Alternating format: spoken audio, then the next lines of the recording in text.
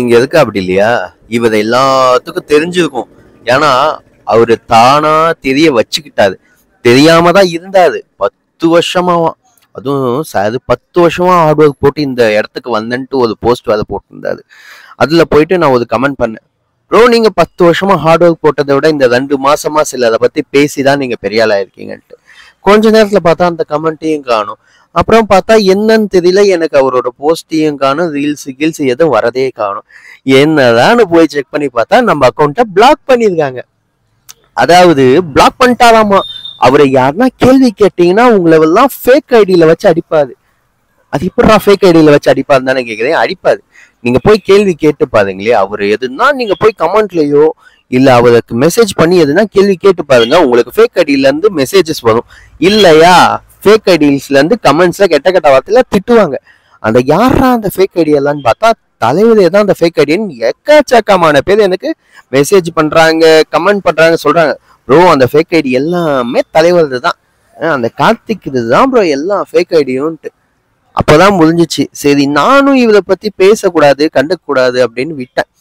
அப்புறமா தான் தெரியுது பிளாக் பண்ற அளவுக்கு போயிட்டாங்கன்னு தான் தெரியுது. நம்ம இவரை பத்தி நம்ம ஒரு கொஷின் கேட்டுட்டனாவே நம்மள பிளாக் பண்றாங்கன்னா அப்ப ஏதோ தப்பு பண்றாங்கன்னு தானே அர்த்தம். பிளாக் பண்ற அளவுக்கு நாங்க அப்படி என்ன தப்பா கேட்டோம்? சரி, ஓகே, இவரோட மெட்டர்லயே நம்ம பார்ட் 1 பார்ட் 2ன்னு போயிடலாம். ஒரு 2 பார்ட் 3 பார்ட்ல முடிச்சுக்கலாம் இந்த வீடியோவை. இவர் எப்படின்னா இப்ப ஃபேமஸ் ஆகிறதுக்கு என்ன வழின்னு யோசிச்சா அப்படி. சரி, என்ன பண்ணலான்னு யோசிச்சு என்னென்னமோ பண்ணி பார்த்தா அது ஒன்றும் செட் ஆகல. ஒரு 2 மாசமா ஒரு பயங்கரமான ஒரு ஆயுதத்தை கையில எடுத்தாது. அதாவது யாரு ஃபேமஸா இருக்காங்களோ அவங்கள வச்சு கலாய்க்கிறது. அதாவது யாரு ஃபேமஸா இருக்காங்களோ அவங்கள வச்சு செய்யணும். அது எப்படின்னா யாருன்னா 100K இல்ல 200K ஃபாலோவர்ஸ் இருக்காங்களோ அவங்கள வச்சு நம்ம செஞ்சோம்னா அவங்களோட ஃபாலோவர்ஸ்லாம் நம்மள பார்ப்பாங்க. அவங்களுக்கு சில ஹேட்டர்ஸ்லாம் இருக்காங்க, அவங்க நம்மள சப்போர்ட் பண்ணுவாங்க இல்லையா? பண்ணுவாங்களா இல்லையா? அதே மெத்தட் தான் இவரும் ஃபாலோ பண்ணியிருக்காரு. என்ன மெத்தடு உங்களுக்கே தெரியும். சல்லுன்னு திடீர்னு 166K ஃபாலோவர்ஸ் எப்படி வந்துச்சு? எல்லாம் வச்சு செஞ்சதுனாலதான். தலைவர் யாரையாவது வச்சு செஞ்சிருக்காருன்னு தெரியுங்களா? மணியனை வச்சு செஞ்சாரு, திவாகரை வச்சு செஞ்சாங்க, வாட்டர்மெலன் ஸ்டார் திவாகரை, ஜிபி முத்துவை, எப்படி யாரெல்லாம் அந்த டைம்ல பீக் ஹவர்ஸ்ல ஃபேமஸா இருக்காங்களோ அவங்களெல்லாம் வச்சு செஞ்சாரு. இது மட்டும் இல்லாம ஒரு சில்லறத்தனமான ஒரு வேலையை பார்த்தாரு. அது எப்படா நீ சில்லறத்தனம்னு சொல்றனா, ஒரு டெத்துக்கு ஒண்ணு போயிருந்தாரு. டெத்துக்கு போனதெல்லாம் ஒரு சில்லறத்தனமாடான்னு நீ கேட்கலாம். டெத்துக்கு போனது சில்லறத்தனம் இல்ல சார். நீங்க டெத்துக்கு போகும்போது கூடவே ஒரு கேமராமேனை கூட்டிட்டு போயிட்டு, தம்பி நான் போடுற இடம்லாம் அப்படியே வீடியோ எடு, ஆங்கிள்லாம் மாறக்கூடாது, மிஸ் ஆகக்கூடாது, நான் அவள்கிட்ட போயிட்டு ஒரு டைலாக் சொல்லுவேன், அதெல்லாம் எடுன்ட்டு ஒரு கேவலமான வேலையை பார்த்தீங்க தெரியுமா? உங்களுக்கு எல்லாமே தெரியும். அந்த ரித்தன்யான்னு ஒரு பொண்ணு இறந்துச்சு.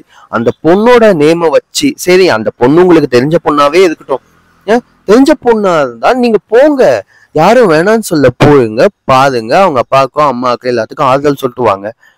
அது எதுக்கு அங்க போற இடத்துல வீடியோ எடுக்கணும் அப்படின்ற நோக்கத்தோட தான் நீங்க போயிருக்கீங்கன்னா அது என்னத்துக்கு நீங்க போறது?